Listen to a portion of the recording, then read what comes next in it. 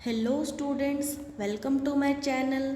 तो आज की इस वीडियो में हम कवर करेंगे fifth semester medicinal chemistry unit 1। तो चलिए शुरू करते हैं unit 1। Histamine it is a beta imidazole ethyl amine derivative is found in all tissues of the human body। Histamine जो है हमारा beta imidazole ethyl amine derivative है और ये हमारी बॉडी के सभी टिश्यूज़ में पाया जाता है। हिस्टो का मतलब होता है टिश्यू एंड अमीन का मतलब होता है अमीनो ग्रुप। ये हमारा हिस्टामिन का स्ट्रक्चर है। इसमें हमारी इमिडाज़ोल रिंग होती है, इथाइलिन ब्रिज होता है एंड अमीन ग्रुप होता है। It stored in secretory granules of mast cell. Histamine जो होता है हमारा मास्ट सेल के अंदर स्टोर्ड होता है। और हिस्टामिन रिलीज कैसे होता है?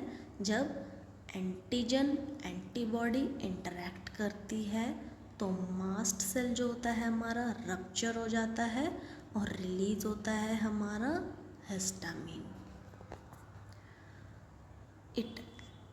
It function as an autacoid. ये ऑटोकॉइड की तरह फंक्शन करता है। ऑटोकॉइड्स क्या होते हैं हमारे? हिस्टामिन, सेरोटोनिन, प्रोस्टाग्लैंडिन्स, ये सब क्या है हमारे autacoids. Organic nitrogenous compound. Histamine जो है हमारा ऑर्गेनिक नाइट्रोजिनस कंपाउंड है। ये इसमें नाइट्रोजन एटम्स हैं। Involve in local immune response में इन्वॉल्व होता है एंड इन्फ्लामेशन रिस्पॉन्स में। एक्टिंग एज न्यूरोट्रांसमीटर, न्यूरोट्रांसमीटर की तरह एक्ट करता है and act as mediator of pruritus. Pruritus का मतलब होता है itching. If foreign pathogen are entering it produce from basophil and mast cell. जब हमारे बॉडी के अंदर फॉरेन पैथोजन एंटर करते हैं तो हमारा हिस्टामिन जो होता है वो मास्ट सेल से रिलीज़ हो जाता है, जिसकी वजह से हमें इन्फ्लामेशन, रेडनेस, इचिंग ये सब होती हैं। Biosynthesis of histamine. L histidine से हमारा हिस्टामिन बनता है। इन the presence of L histidine decarboxylase enzyme, aromatic L amino acid decarboxylase. L histidine में से जब हम CO2 ग्रुप को हटा देते हैं तो हमारा हिस्टामिन बन जाता है। इसके बाद है हमारा मेटाबॉलिज्म ऑफ हिस्टामिन। ये हमारे हिस्टामिन का स्ट्रक्चर है। इसमें क्या हुआ? एन मिथाइल ट्रांसफेरेज एंजाइम की हेल्प से हमारा बना एन मिथाइल इमिडाज़ोल 4 इथाइल अमीन। इसमें हमारा मिथाइल ग्रुप जो है वो ऐड हो गया। इसके बाद है माओ। माओ होता है हमारा mono amine oxidase. Mono amine oxidase enzyme की हेल्प से हमारा NH3 ग्रुप जो है रिमूव हो गया और एल्डिहाइड ग्रुप ऐड हो गया। उसके बाद एल्डिहाइड डिहाइड्रोजनेज एंजाइम की हेल्प से हमारा CHO ग्रुप रिमूव हो गया और कार्बोक्सिलिक ग्रुप ऐड हो गया। तो हमें क्या मिला? N methyl imidazole 4 acetic acid, जो कि हमारा प्राइमरी मेटाबोलाइट है। और इधर देखेंगे तो हम हमारा हिस्टामिनेज एंजाइम की हेल्प से NH3 ग्रुप रिमूव हुआ और एल्डिहाइड ग्रुप ऐड हो गया। और एल्डिहाइड डिहाइड्रोजनेज एंजाइम की हेल्प से एल्डिहाइड ग्रुप रिमूव हुआ एंड कार्बोक्सिलिक एसिड ग्रुप लग गया। ये हमारा बन गया इमिडाजोल 4-एसिटिक एसिड। फिर फॉस्फोराइबोजाइल ट्रांसफेरेज एंजाइम से ये कंपाउंड मिला, ये हमारा मेटाबोलाइट है हिस्टामिन का।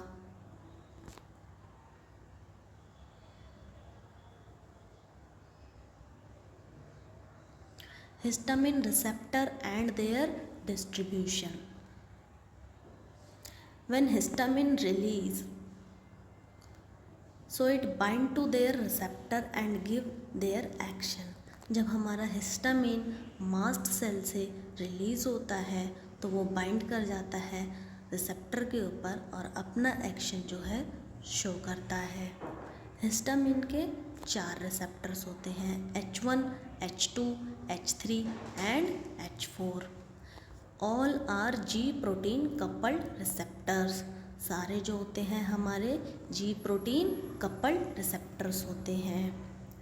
H1 रिसेप्टर, H1 रिसेप्टर कहाँ कहाँ पे लोकेट होता है हमारी बॉडी के अंदर? GIT ट्रैक में, कार्डियोवास्कुलर सिस्टम में, लिम्फोसाइट्स में, ब्रेन में, smooth muscles of respiratory, heart में, एंडोथेलियल सेल्स में। मैकेनिज्म ऑफ एक्शन क्या है?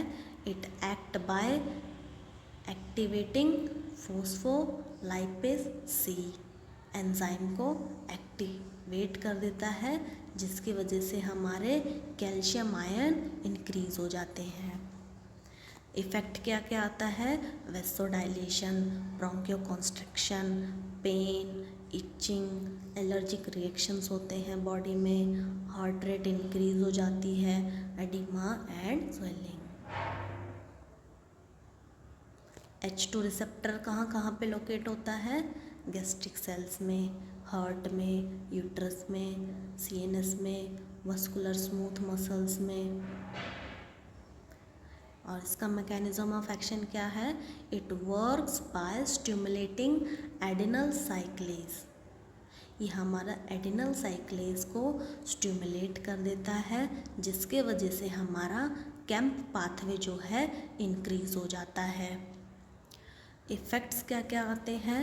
ये इंक्रीज करता है गैस्ट्रिक एसिड सिक्रीशन को, वेसोडाइलेशन होता है, फ्लशिंग होती है, रेड स्किन हो जाती है, हॉट स्किन हो जाती है और हार्ट रेट इंक्रीज हो जाता है। नेक्स्ट है हमारा H3 रिसेप्टर। H3 रिसेप्टर कहाँ कहाँ पे लोकेशन होती है इसकी? CNS के अंदर, स्मॉल अमाउंट में हमारा इंटेस्टाइन में भी होता है and testis. Mechanism of action क्या है इसका? It's works by inhibiting adrenal साइक्लेज। ये क्या करता है? इनहिबिट करता है हमारे एडिनल साइक्लेज को, जिसकी वजह से हमारा कैंप पाथवे जो है डिक्रीज हो जाता है। ये हमारा H2 रिसेप्टर का अपोजिट है। उसमें स्टिमुलेट करता है वो एडिनल साइक्लेज को और कैंप को इंक्रीज करता है H2 में, और H3 में हमारा इनहिबिट करता है एडिनल साइक्लेज को। इसका इफ़ेक्ट क्या है हमारा? It inhibit synthesis and release of histamine by acting of presynaptic site in CNS। ये हमारे हिस्टामिन की रिलीज को और सिंथेसिस को जो है इनहिबिट करता है। It modulate the release of serotonin, dopamine, non epinephrine, acetylcholine and GABA. ये जो है हमारा मॉड्यूलेट करता है इन सब के रिलीज को। नेक्स्ट है हमारा H4 रिसेप्टर। ये कहाँ कहाँ पे लोकेशन होती है H4 रिसेप्टर की? Present in bone marrow, spleen, peripheral blood, thymus, small intestine, colon, basophils. यहाँ पे हमारा H4 रिसेप्टर प्रेजेंट होता है। मैकेनिज्म ऑफ एक्शन क्या है? Work by decrease camp pathway, ये कैंप पाथवे को जो है डिक्रीज कर देता है। And it modulate the function of immune system. Antihistamine drug, antihistamine drug inhibit the release of histamine. Antihistamine drug क्या करती है, हमारी हिस्टामिन की रिलीज को इनहिबिट करती है। reduces or eliminate the effect mediated by chemical histamine। जो भी हमारे इफ़ेक्ट आए हैं हिस्टामिन की वजह से उनको रिड्यूस और एलिमिनेट करती है। They are mostly use to treat allergic और cold and flu symptoms and pruritus. ये जो है हमारी एंटीहिस्टामिन ड्रग वो मोस्टली किस लिए यूज़ की जाती है, एलर्जीज़ के लिए, कोल्ड के लिए, फ्लू के लिए और इचिंग वगैरह के लिए यूज़ की जाती है। एंटागोनिस्ट जो है of H2 receptor are use to inhibit gastric acid secretion. Treatment of peptic ulcer. Antagonist जो होता है हमारा H2 रिसेप्टर का वो इनहिबिट करता है गैस्ट्रिक एसिड सिक्रीशन को। अब है हमारी classification of antihistamine. H1 antagonist based on sedative action, lipophilic nature की होती है, ब्लड ब्रेन बैरियर को क्रॉस कर जाती है और प्रोड्यूस करती है सेडेशन। सेडेशन मीन्स मतलब थोड़ी नींद आती है। Highly sedatives, moderately sedatives and mild sedatives. Highly sedatives में डाइफेनहाइड्रामिन, डाइमेनहाइड्रिनेट, प्रोमेथाजिन। एंड मॉडरेटली सेडेटिव्स में ट्राइमेप्रेजिन, मैक्लिजिन, ब्यूक्लेजिन, सिप्रोहेप्टेडिन। माइल्ड सेडेटिव्स में क्लेमेस्टिन, क्लोरफेनेरामाइन, ट्रिपोलिडिन। ये सब हमारी सेडेशन कॉज करती हैं। बेस्ड ऑन केमिकल डेरिवेटिव्स के बेसिस पे amino alkyl ether, this category drug possess anticholinergic properties. इस कैटेगरी की ड्रग में जो होती है एंटीकोलिनर्जिक प्रॉपर्टीज़ होती हैं। It mainly used in motion and anti emetics. Anti emetics जो होती है वो हमारी रिड्यूस करती है वॉमिटिंग वगैरह को। एग्जाम्पल है डाइफेनहाइड्रामिन, डाइमेनहाइड्रिनेट, क्लेमेस्टिन, ये सब।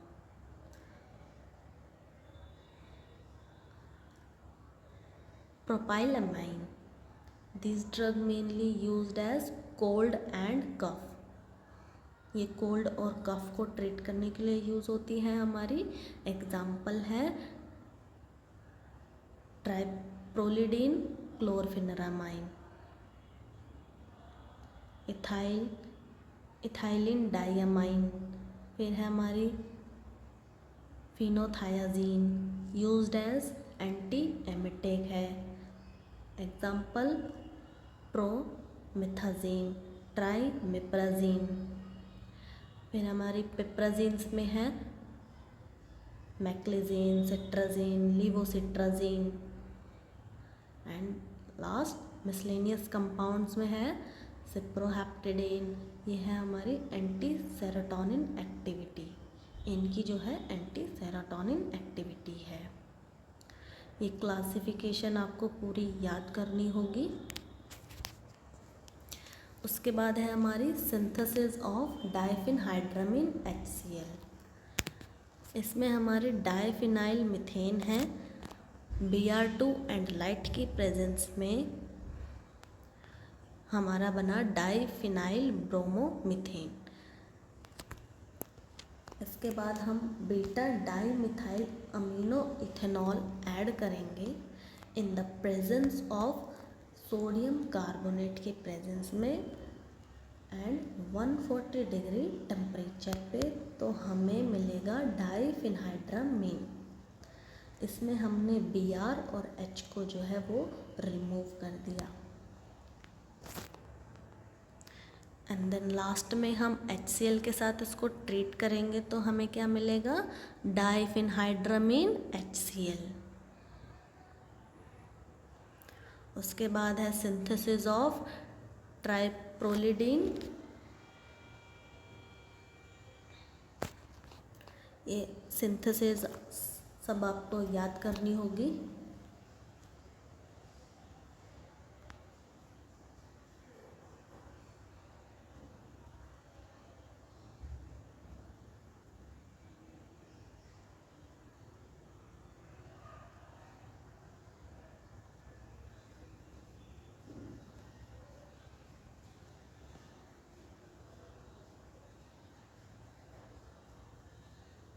Synthesis of promethazine hydrochloride.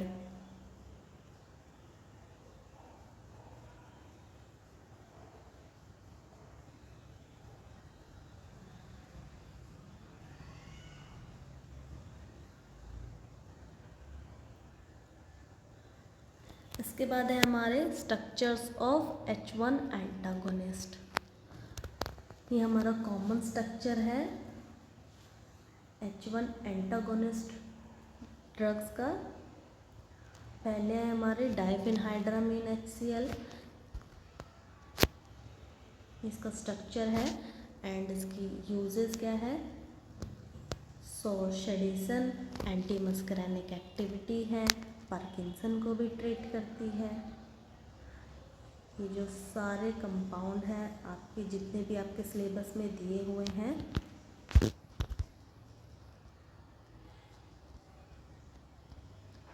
और उसके यूजेस हैं।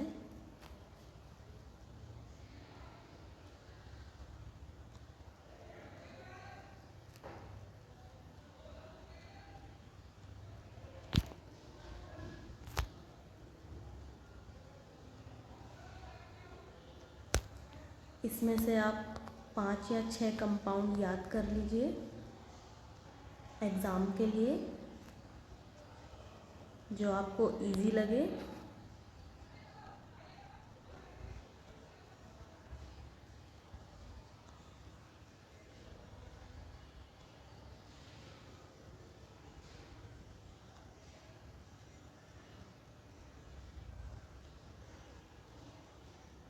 जिन पे स्टार मार्क है वो ज़रूर याद कर लीजिएगा।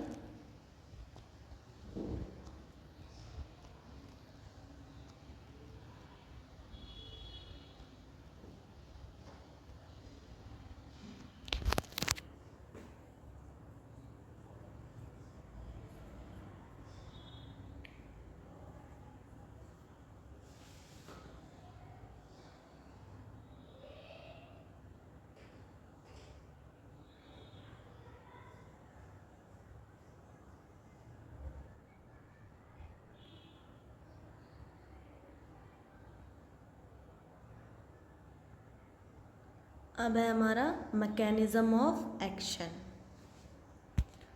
एंटीहिस्टामिन ड्रग क्या करती है, हमारे H1 रिसेप्टर पे बाइंड हो जाती है, मतलब H1 रिसेप्टर को ब्लॉक कर देती है, जिसके वजह से हमारा इनहिबिट हो जाता है फोस्फोलाइपेज A2 का रिलीज़। फोस्फोलाइपेज A2 जो है इनएक्टिव हो जाता है, जिसकी वजह से हमारा जो एराकिडोनिक एसिड का रिलीज़ है वो भी इनहिबिट हो जाता है एंड पेन भी जो है इनहिबिट हो जाता है।